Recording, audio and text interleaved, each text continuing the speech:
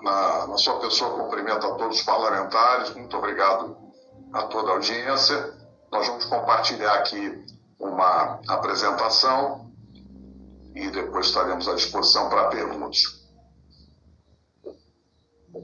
Bom, o Instituto e o objetivo é prestar serviço de assistência técnica em estratégia para a fiscalização eleitoral, em sistemas eleitorais. A gente pode atuar nas diversas atividades e realizar auditorias independentes nas eleições brasileiras. A agenda de hoje, eu vou falar rapidamente do Instituto, vou informar que o Partido Liberal contratou uma equipe do Instituto para fiscalizar as eleições, vamos falar da fiscalização, vamos dar destaque a alguns documentos, a resolução do TSE que dispõe sobre a fiscalização e auditoria, e vamos mencionar mais dois documentos técnicos publicados pelo TSE, o glossário das eleições informatizadas, o formato dos arquivos log, e vamos concluir com um breve resumo dos indícios de mau funcionamento que foram identificados no nosso trabalho. O Instituto, então, propõe melhorias para o sistema, esse é o nosso propósito. Nós mantemos um canal com vídeos e entrevistas e podcasts que nós temos tido a oportunidade de fazer para esclarecer. Eu sou o presidente do Instituto, sou empresário, sou formado no ITA em 1977 e tive o privilégio de liderar a equipe que desenvolveu e fabricou a urna eletrônica nos anos 95, 96 até 2000. O nosso vice-presidente, Márcio Abreu, também empresário e colega do ITA, formado em 1990, e é especialista também em segurança da informação e governança, trabalhou 10 anos em empresas como Accenture e depois outros tantos como CIO de grandes empresas como Unilever e Cisco. Em julho, o Partido Liberal contratou uma equipe técnica que é altamente qualificada e politicamente isenta. A nossa atuação é estritamente técnica, porque o Estatuto do Instituto veda qualquer ação política. O objeto do contrato com o partido foi realizar uma fiscalização de todas as fases da votação, apuração, totalização. O trabalho iniciou em julho e ele conclui em dezembro. Essa fiscalização ela é sustentada pela Lei Eleitoral 9504, aprovada no Congresso em 97, onde dois destaques: os partidos poderão fiscalizar todas as fases do processo eleitoral, no artigo 66. E no parágrafo 7º, os partidos têm a liberdade de constituir um sistema próprio de fiscalização, apuração e totalização. Nesse trabalho, nós propusemos, e o Partido Liberal concordou, foram utilizados os instrumentos de fiscalização do Tribunal de Contas da União, notadamente o instrumento de levantamento, que é a coleta de informações, a auditoria de conformidade, e agora estamos na etapa de auditoria operacional, ou seja, o que terá acontecido na operação. Todos esses instrumentos são muito bem documentados pelo TCU e nós estamos seguindo exatamente a metodologia que eles documentaram e utilizam. Eu queria destacar, em primeiro lugar, que quem audita sempre constrói valor para a organização auditada. E a colaboração é construtiva. Isso consta da nossa proposta inicial ao PL, tem um destaque no nosso contrato de serviço, ou seja, toda a organização auditada espera que quem audita colabore para a sua imagem, para a confiança dos seus clientes e dos seus funcionários na organização. E é assim nesse trabalho, ou seja, não existe qualquer atitude de confronto. Eu tenho uma jornada profissional de muitos anos, desde 95, quando começamos a trabalhar nas primeiras urnas, e sempre estivemos à disposição e sempre procuramos contribuir tecnicamente com o TSE. Inclusive, lá em 2016, quando o ministro Gilmar era presidente, nós fomos convidados e contribuímos para viabilizar uma estratégia que permitisse ao TSE contratar o desenvolvimento de uma urna eletrônica que incluísse a impressão do comprovante impresso, não o comprovante do voto. E isso foi feito, trabalhamos no projeto, e o TSE apresentou para a sociedade em 2017 uma urna desenvolvida que seguiu exatamente a nossa recomendação em 2016. O nosso trabalho não é pontual, ou seja, o que aconteceu agora recentemente não aconteceu do nada. Isso é parte de um processo que tem várias etapas, iniciou lá em julho, Depois, no início de agosto, nós entregamos o primeiro relatório, que foi o levantamento de toda a documentação. Nós trabalhamos com documentação pública, disponível no site do TSE, do Tribunal de Contas, do ITI, e em vários outros sites. No site da ABNT, todo o trabalho é suportado por normas brasileiras para as mais diversas atividades. No início de setembro, foi entregue o primeiro relatório da auditoria de conformidade, e esse relatório incluiu uma auditoria de pré-certificação e segurança da informação nos sistemas do TSE, no contexto do TSE, e inclui toda uma análise de critérios na norma ISO 27001. Foram 215 questões apresentadas ao TSE e respondidas pelos nossos auditores, e que foram entregues em anexo ao relatório. Então, inclusive, o TSE ganhou aí uma auditoria de pré-certificação e segurança da informação, que normalmente é um trabalho prestado, né, por empresas que querem avançar nos seus sistemas de segurança. No início de outubro, nós então entregamos uma versão 2.0 dos relatórios de levantamento e auditoria, e no início de novembro, nós entregamos uma apresentação executiva final. Todos esses documentos são entregues ao PL, inicialmente como documentos confidenciais, depois eles são entregues ao TSE, e nós temos nos colocado à disposição do TSE para conversar sobre esses documentos e responder a questões técnicas.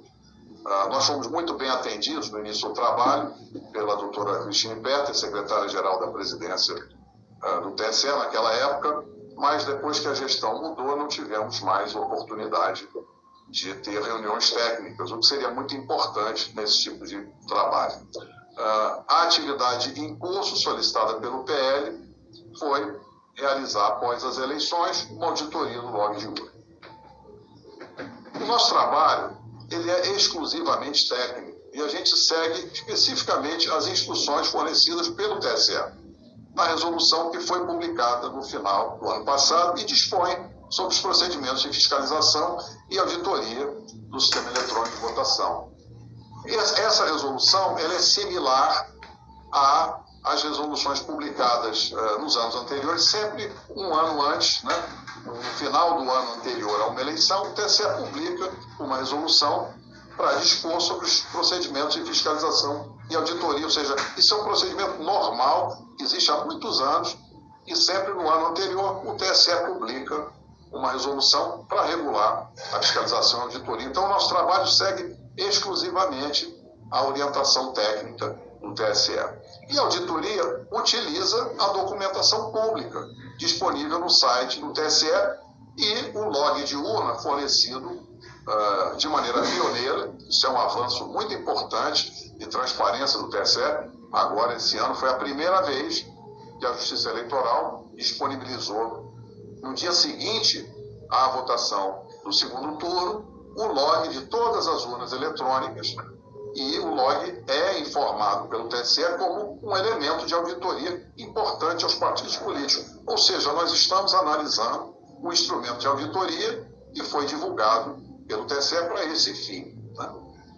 A resolução publicada pelo TSE é feita exatamente para isso, e ela dispõe sobre os procedimentos de fiscalização e auditoria dos sistemas eletrônicos de votação. Logo no artigo 1º, fica claro que os procedimentos de fiscalização e auditoria do sistema serão regidos por esta resolução. Então, o que temos feito como equipe técnica, trabalhando para o Partido Liberal nesse trabalho, segue exatamente aquilo que foi regulamentado pelo Tribunal Superior Eleitoral. Nesta resolução, existe uma previsão das ações após a eleição. Existe lá uma seção específica para verificação extraordinária após o pleito, né? E tem 2 artigos, e é com isso que nós estamos trabalhando. Então, as entidades poderão solicitar uma verificação extraordinária. E quando é que isso é possível? Quando surgem fatos extraordinários, naturalmente apresentados indícios e circunstâncias que precisam ser evidenciados e documentados como de fato foram. Então, trata-se de um fato absolutamente natural previsto na resolução do TSE, verificar após as eleições os diversos sistemas. Nós focamos, nesse caso, por orientação do cliente, que é o partido, a análise dos sistemas instalados nas urnas eletrônicas, mas, em especial, os logs de urna gerados por esses sistemas que estão operando nas urnas eletrônicas. Um documento importante é o glossário das eleições informatizadas. No dia 1º de agosto, ocorreu a primeiro encontro do TSE com as entidades fiscalizadoras e os partidos políticos. Isso ocorreu na sede do TSE e nós tivemos a oportunidade de participar. Foi uma reunião bastante produtiva, bastante abrangente, onde o TSE não só apresentou todas as oportunidades de fiscalização, os instrumentos, mas entregou documentos impressos que depois também estavam publicados no site do TSE. E nós gostaríamos de destacar em especial esse glossário, que foi um folheto distribuído para nós naquele primeiro encontro. Porque esse glossário, ele define exatamente o que é o log de urna. E o glossário, então, explica que os logs são registros de atividade, como o histórico de qualquer sistema. E ao se analisar o log, é onde se vai localizar eventuais alterações, acessos e falhas, naturalmente, que os programas registram no log. Então, o próprio glossário diz que a urna registra todos os eventos relevantes do seu funcionamento e falhas encontradas, né, que ocorreram na operação desse sistema. Então, quem registra eventuais erros de operação e eventuais não conformidades é o próprio programa que funciona na urna. E esse glossário, então, destaca que o log de urna é um elemento de auditoria importante para os partidos políticos e demais entidades fiscalizadoras. Ora, estamos usando esse instrumento de auditoria. Esse documento aqui é um documento que especifica o que deve existir nos arquivos de log. É um documento, se chama Formato dos Arquivos de Log, que também está publicado no site do TSE. E aí ele informa que é um documento em formato texto simples, que pode ser lido em qualquer editor de texto, e onde é que se encontra esse log, e o TSE publica ao lado dos outros dois arquivos.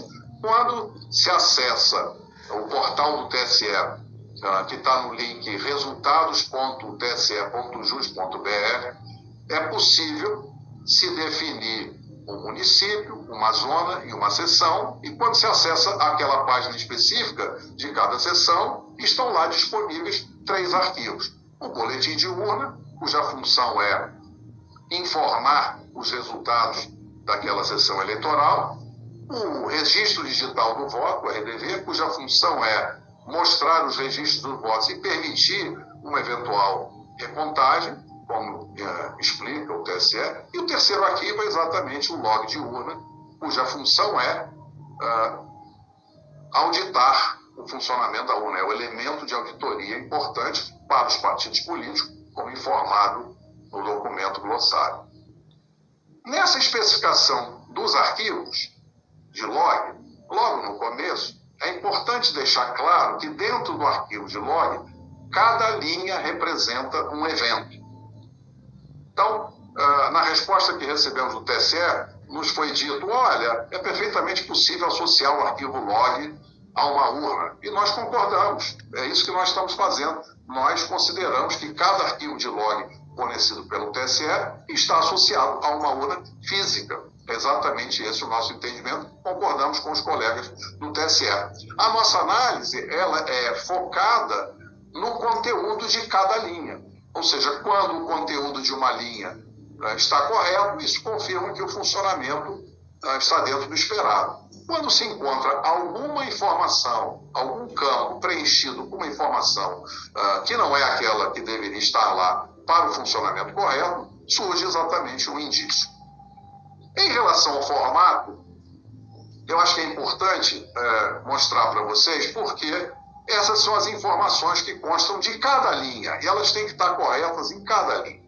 Então, a data e a hora, que define exatamente o momento que cada evento de operação da urna ocorreu, né? A severidade do evento tem várias categorias, pode ser uma informação, pode ser um erro, existem lá várias categorias documentadas, e tem esta informação que é muito relevante, que é o código identificador da urna. Por que é relevante? Porque essa informação, assim como a data e a hora, são lidas pelo programa da urna no hardware.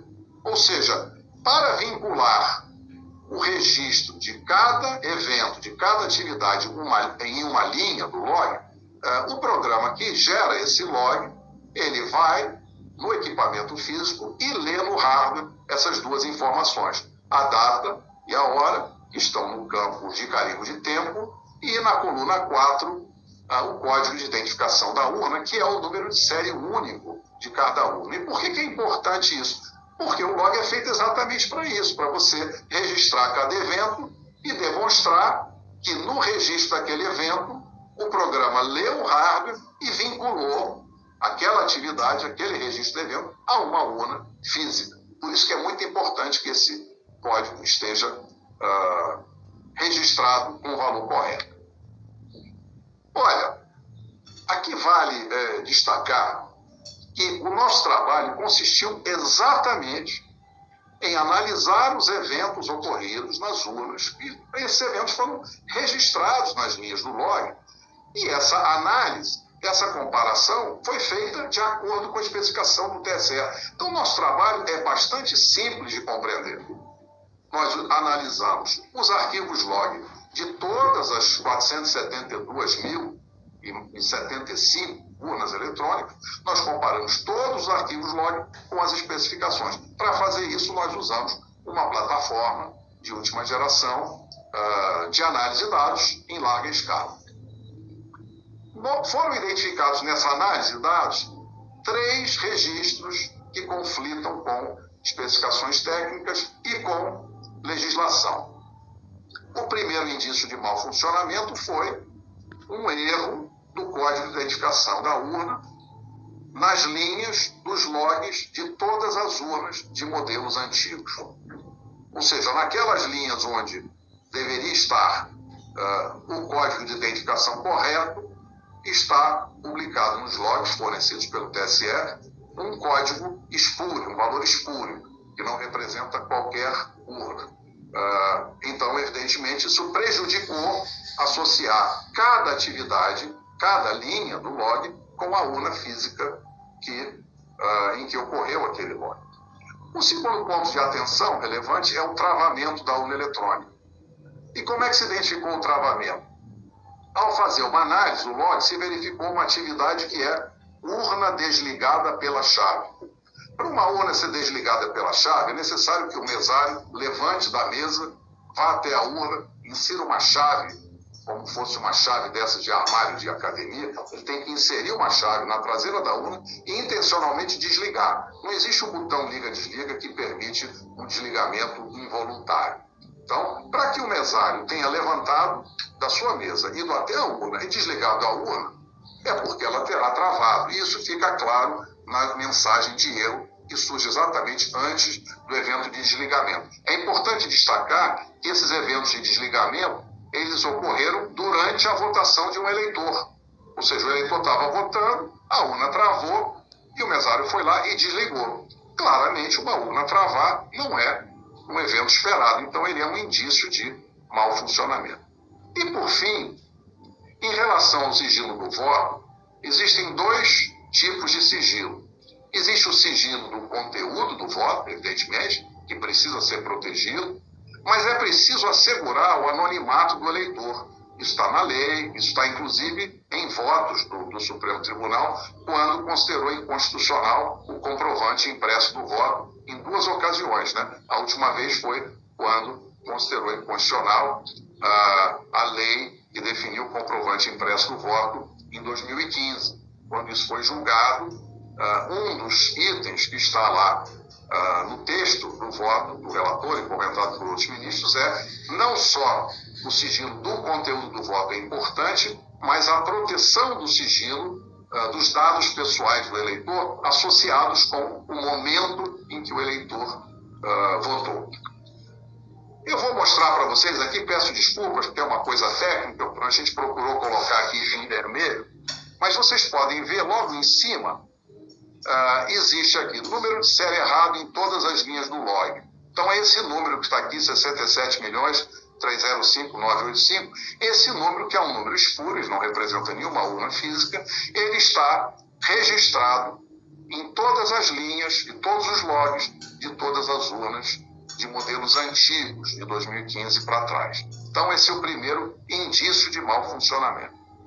O segundo tema é o travamento. Aqui embaixo do lado direito, a urna trava. Como é que se sabe que a urna trava? Porque existe na linha 2169 lá uma mensagem de erro, vocês estão vendo lá, tem um código todo estranho, mas aquilo é uma mensagem de erro. E aí, a urna que estava no momento 11 horas da manhã, 11 minutos e 51 segundos, ela fica até às 11h17, sem executar nenhuma atividade, existe uma mensagem de erro, e aí a urna é desligada pela chave. A única razão para a urna ser desligada pela chave é porque ela travou. Ora, quando uma urna trava, e esse evento aconteceram dezenas de milhares de vezes em diversas urnas, isso demonstra uma possível falha no programa da urna, porque é um produto que está funcionando corretamente, ele não trava. Espero que isso seja simples de ser compreendido. Qual que é a complicação adicional? Quando a urna trava, está registrado no log o nome de um eleitor, o nome completo de um eleitor. Existem outras situações em que aqui, no lugar do nome do eleitor, está o título, o número do título do eleitor. E existem outras ocasiões em que as informações são publicadas incompletas ou com erros. E claramente vocês estão vendo aqui que na coluna 2 está escrito erro, ou seja, ocorreu um erro. Se esse erro acontece inúmeras vezes e se ele exibe o nome completo de um eleitor associado ao momento de votar, isto é considerado, tecnicamente, uma violação do sigilo do ato de votar. Ou seja, esse eleitor, com esse nome, votou naquele momento. Não se está falando aqui de sigilo do conteúdo do voto, mas o sigilo do ato de votar também é um problema e é um indício de mau funcionamento. Um terceiro ponto de destaque, isso eu já tive a oportunidade de publicar artigos sobre isso, na página do nosso Instituto existe uma descrição desse tema e, inclusive, no ano passado, em 2 ocasiões, nós tivemos reuniões com o TSE, sendo que na segunda ocasião, que foi em junho, nós tivemos a oportunidade de sermos acompanhados pelo presidente da Associação Nacional de Certificação Digital. Ora, há um entendimento de quem trabalha nessa área de que é necessária a assinatura digital de documentos eletrônicos com um certificado digital ICP Brasil. Ou seja, a ausência da certificação digital ICP Brasil faz com que documentos gerados pela urna eletrônica percam a garantia da presunção legal de veracidade. Isso está disposto no artigo 10º da medida provisória 2200, que foi a legislação que criou a infraestrutura de chaves públicas brasileiras. Existe também o artigo 4º da Lei 14.063 de 2020, que também trata desse tema. É um tema mais técnico, específico, ficamos à disposição para esclarecer. Os técnicos do TSE informaram que a autoridade certificadora urna, que é utilizada pelos técnicos para gerar certificados que assinam os documentos gerados pela urna, essa autoridade certificadora não foi credenciada ainda pelo Instituto Nacional de Tecnologia da Informação. Para que um certificado digital ICP Brasil seja emitido por uma autoridade certificadora, ela tem que passar por um credenciamento no ITI. O TSE tem um convênio que foi assinado com o ITI em 2017, já tem convênios anteriores, mas o último foi assinado em 2017. Mas não foi pedido ao TCU o credenciamento da autoridade certificadora do TSE, nem da AC Urna e nem da AC da Justiça Eleitoral. Volto a destacar que o nosso trabalho é um trabalho de auditoria estritamente técnico. O nosso trabalho não atacou as urnas, nós consideramos as urnas um bom produto, nós estamos aqui apresentando oportunidades de melhoria Em nenhum momento nós mencionamos fraudes, não nos cabe afirmar, porque não temos evidências disso, e isso será analisado dentro do processo de verificação extraordinária e, eventualmente, se for necessário, o TSE que vai decidir isso, naturalmente existem, por exemplo, especialistas em perícia digital forense na Polícia Federal que podem fazer um aprofundamento para descobrir as causas eventuais que geraram esses erros. Pode ser meramente um erro de programação. O nosso relatório, então, ele apenas apresentou indícios de mau funcionamento, seguindo estritamente as instruções do TSE para fiscalização e auditoria após o pleito, que é o que está previsto na resolução 23673 do próprio TSE. Era isso que eu tinha para contar para vocês, espero que eu tenha conseguido ser claro, mas se tiver qualquer dúvida, nós estamos à disposição para esclarecer.